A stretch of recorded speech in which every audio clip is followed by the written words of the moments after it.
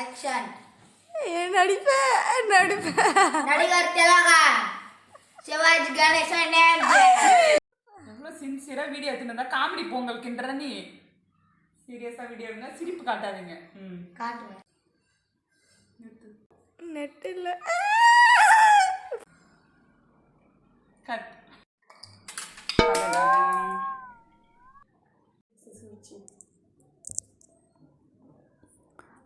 போதும், தேவையில்ல போ. ஸோ சாப்பாடை நல்லா மென்று குடிங்க.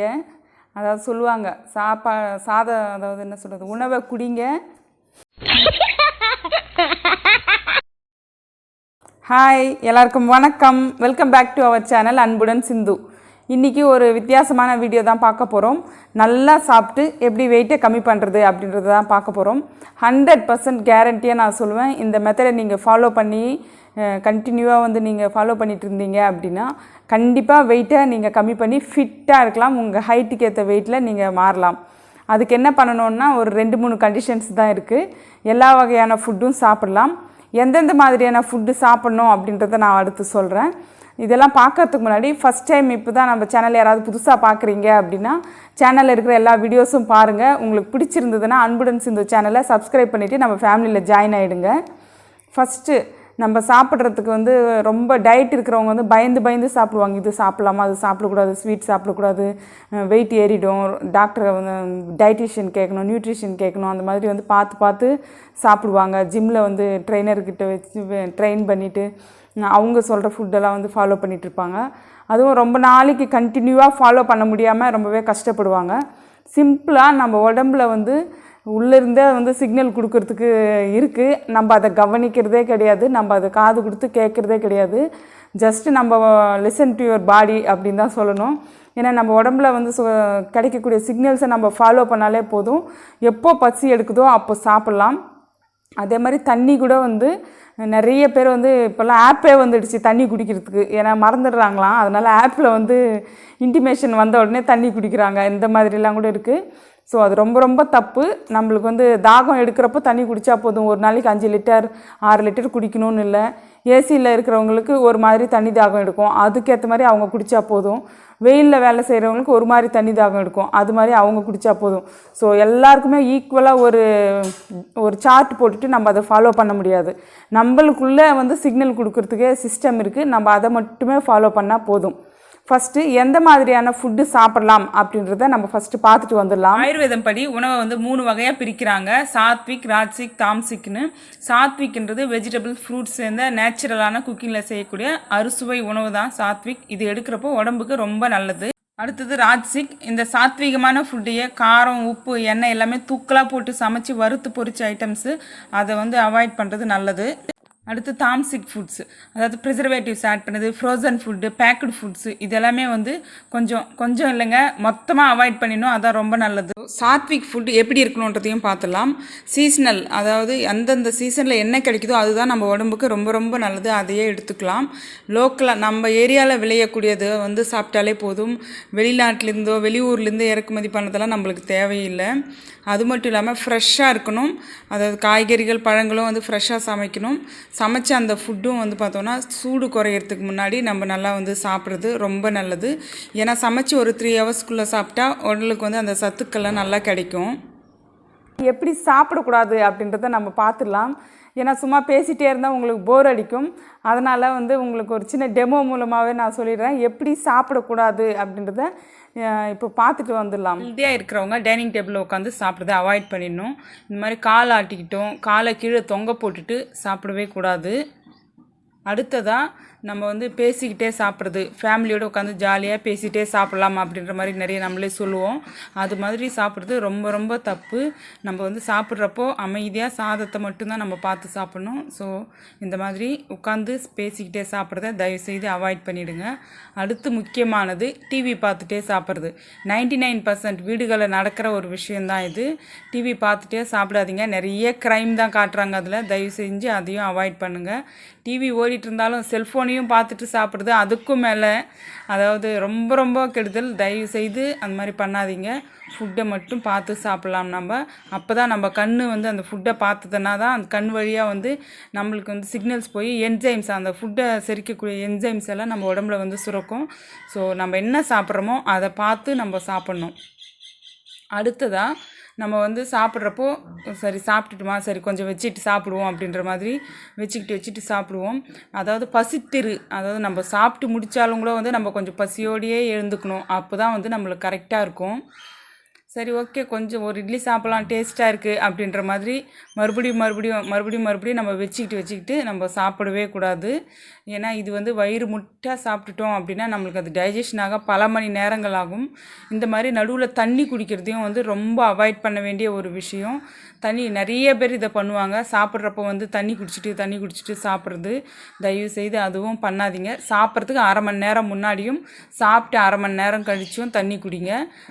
இல்லை ரொம்ப காரம் அந்த மாதிரி ஏதாவது இருக்குன்னா லைட்டாக வேணால் நம்ம வந்து சிப் பண்ணிக்கலாமே தவிர நிறைய தண்ணி குடிக்காதீங்க. ஸோ இந்த அளவுக்கு நம்ம சாப்பிட்டு முடித்த உடனே நம்மளுக்கு என்ன ஆகும்னா ஒரு டயர்டாக, ஏன்னா அந்தளவுக்கு சாப்பிட்ருக்கோம் இல்லையா, எல்லா பிளட் சர்க்குலேஷனும் அங்கே போய் அங்கே வேலை நடக்கிறதால நம்ம ரொம்ப டயர்டாக ஃபீல் பண்ணுவோம். ஓகேவா, பார்த்துட்டு வந்தாச்சா? ஏன்னா எப்படி சாப்பிடக்கூடாது அப்படின்றது வந்து பார்த்தோன்னா ரொம்ப ரொம்ப முக்கியமானது.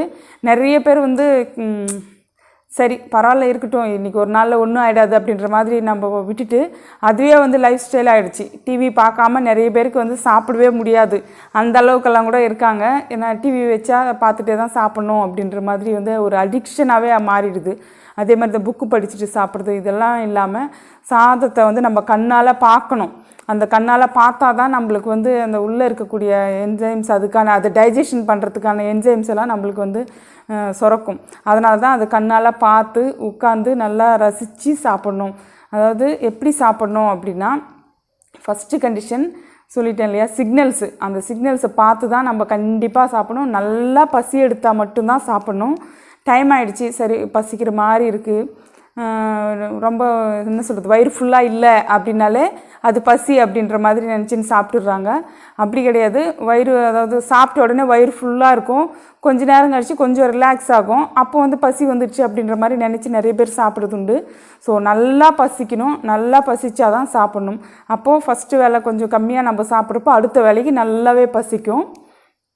அடுத்ததாக வந்து பார்த்தோன்னா அந்த கேப்பில் வந்து அடிக்கடி தண்ணி குடிக்கிறது இதெல்லாம் வந்து இருக்கக்கூடாது. கடைசியில் சாப்பிட்றதுக்கு ஒரு அரை மணி நேரம் முன்னாடி வந்து குடிக்கலாம். சாப்பிட்டு 1/2 hour கழித்து தான் தண்ணி குடிக்கணும். அப்போ தான் வந்து நல்லா டைஜஷன் பவர் வந்து நல்லா இருக்கும். அறுசுவை உணவை வந்து கண்டிப்பாக வந்து சேர்த்துக்கணும். நம்ம அதுக்குன்னு பெருசாக வாழை இலை வச்சு எல்லா ஐட்டம்ஸும் வந்து சமைக்க சொல்லலை நான். ஜஸ்ட்டு நம்ம செய்கிற சாப்பாட்டில் வந்து கண்டிப்பாக உப்பு, காரம், புளிப்பு இருக்குது. மற்ற 3 சுவை தான் நம்மக்கிட்ட மிஸ் ஆகுது. அதாவது ஸ்வீட்டும் உவர்ப்பு இல்லை, ஸ்வீட்டு, கசப்பு, துவர்ப்பு, இது 3 தான் வந்து நம்மக்கிட்ட மிஸ் ஆகுது. அதுக்கு வந்து நம்ம ஒரு டேட்ஸ் வச்சுக்கலாம். நெல்லிக்காய் வந்து பார்த்தோன்னா நிறைய இப்போ பேட்டர்ன்ஸில் கிடைக்குது. அதாவது ஊறுகாய், வத்தல், அந்த வத்தலை வச்சு கூட ட்ரையாக வந்து நம்ம வீட்டிலேயே கூட நம்ம ட்ரை பண்ணி எடுத்து வச்சுக்கலாம். ஸ்வீட் கேண்டி மாதிரி நிறைய வந்து அதை தேனில் ஊற வச்சது அந்த மாதிரி நிறைய இருக்குது. ஸோ அந்த மாதிரி ஏதாவது நம்ம எடுத்துக்கிறப்போ 6 டேஸ்ட்டுமே நம்மளுக்கு வந்து பேலன்ஸ் ஆகிடும். இதெல்லாம் வச்சுக்கிட்டு நல்லா ரசித்து நிம்மதியாக வந்து சாப்பிட்ணும். அடுத்தது சின்ன சின்ன பிட்ஸாக எடுக்கணும். அதாவது நிறைய எடுத்து அப்படியே சாப்பிடாம, என்ன சொல்லுவாங்க, அள்ளி வதக்குன்னு சாப்பிடுன்னுவாங்க, அந்த மாதிரி சாப்பிடாம சின்ன சின்ன பிட்டாக எடுத்து நம்ம நல்லா மென்று, அதாவது கண்ணை மூடிட்டு நல்லா மென்று அந்த டேஸ்ட் வந்து நாக்கில் நல்லா படணும். இப்போ ஒரு ஸ்வீட் சாப்பிட்றோன்னா டேட்ஸ் சாப்பிட்றோம் அப்படின்னா டக்குன்னு மென்று முழுங்கிடுவோம். ஜென்ரலாக அதுதான் நடக்கும். நம்ம கான்ஷியஸ் வந்து அங்கே வைக்கல, அது ஏதோ ஒரு யோசனையில் சாப்பிட்றதால நம்ம எப்படி சாப்பிட்றோன்றதே நம்ம கவனிக்கிறதே இல்லை. நல்லா மென்று கண்ணை மூடிட்டு அந்த டேஸ்ட்டு நம்ம என்ஜாய் பண்ணி சாப்பிட்றப்போ இன்னொரு பீஸ் சாப்பிட்லாமான்னே தோணாது. ஏன்னா அது நல்லா சாட்டிஸ்ஃபை ஆகிடும், நல்லா திருப்தி ஆகிடும், திகட்டிடும். அதனால தான் நம்ம மறுபடியும் சாப்பிட முடியாது. ஏன்னா நம்ம இந்த மெத்தடை ஃபாலோ பண்ணுறதே எப்படின்னா, நல்லா ரசித்து சாப்பிட்டோன்னா நம்மளுக்கு திகட்டிடும், நிறைய சாப்பிட முடியாது. அதுதான் வந்து இதோட மெயின் ராஜதந்திரம்னே சொல்லலாம். அடுத்ததான் நல்ல ஃப்ரெஷ்ஷான ஃபுட்டு. அது எந்த மாதிரியான ஃபுட்டு சாப்பிட்லாம் அப்படின்றத நான் ஏற்கனவே சொல்லிட்டேன். அது மட்டும் இல்லாமல் காலையில் வந்து தயிர் சாப்பிட்லாம், மதியத்தில் வந்து மோராக செஞ்சு சாப்பிட்றது ரொம்ப நல்லது.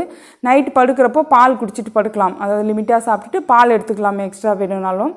அப்படின்னா என்னென்னா காலையில் ராஜா மாதிரி இருந்தோன்னே அப்போது நிறைய ஐட்டம் சாப்பிட்ணுன்னு இல்லை. நம்மளுடைய டைஜஷன் வந்து பேஸ் பண்ணியிருக்கிறது வந்து சூரியனை தான் பேஸ் பண்ணியிருக்கு. சூரியன் வந்து இப்போ அப்போ தான் உதிக்கிறாரு அப்படின்றப்போ நம்மளுக்கும் வந்து டைஜஷன் பவர் வந்து அப்போ தான் ஸ்டார்ட் ஆகிருக்கும். அதனால் வந்து ராஜா மாதிரினா ராஜா வந்து ரொம்ப சத்தானதாக சூஸ் பண்ணி தான் சாப்பிடுவார். அதனால தான் காலையில் வந்து நிறைய ஃப்ரூட்ஸஸ் எடுத்துக்கலாம் முடிஞ்சது. அதாவது ஃபஸ்ட்டு சாய்ஸ் அப்படின்னு எடுத்துக்கிட்டாலே ஃப்ரூட்ஸ் தான். ஃப்ரூட்ஸ் அண்ட் வெஜிடபிள்ஸ், அதாவது ஃப்ரெஷ்ஷாக சமைக்காத ஃபுட் எடுத்துக்கலாம். அப்படி முடியாது அப்படின்றவங்க அதை லிமிட்டாக எடுத்துக்கிட்டு அதை அறுசுவையும் அதில் இருக்கிற மாதிரி நல்லா ஹெல்த்தியான ஃபுட்டாக நம்ம வந்து காலையில் சாப்பிட்லாம். அதே மாதிரி மதியம் வந்து நல்லா வந்து சன் வந்து பீக்கில் இருப்பார். ஸோ நம்மளுக்கும் வந்து டைஜஷன் கெப்பாசிட்டி பீக்கில் இருக்கும். ஸோ அப்போ ஆசைப்பட்ட ஃபுட்டு எல்லாத்தையுமே சாப்பிட்லாம். ஆனால் அதுவும் தான் நல்லா அதே கண்டிஷன்ஸ் தான். நல்லா மென்று ருசித்து பொறுமையாக, அதாவது ஒரு ஃபுட்டை வந்து 30 தடவை கடிக்கணும் அப்படின்னு சொல்லுவாங்க. அந்த அளவுக்கு நல்லா கடித்து சீவ் பண்ணால் தான் அது வந்து உள்ளே போன உடனே டைஜஷன் ஆகுமா. ஏன்னா உள்ளே வந்து டைஜஷன் பண்ணுறதுக்கு எதுவும் மிக்ஸி அந்த மாதிரி ஹார்டான ஐட்டம்ஸு கிரைண்டர்லாம் இல்லை. உள்ள பல்லில் தான் நம்ம வந்து சீவ் பண்ணணும். நிறைய பேர் வந்து அதை முழுங்கிடுறோம். அதனால தான் வந்து மெயினாக நம்மளுக்கு டைஜஷன் சரியாகாமல் நிறைய பிரச்சனைகள் எல்லாம் வருது. எப்படி சாப்பிட்றதுன்னு பார்த்துடலாம்.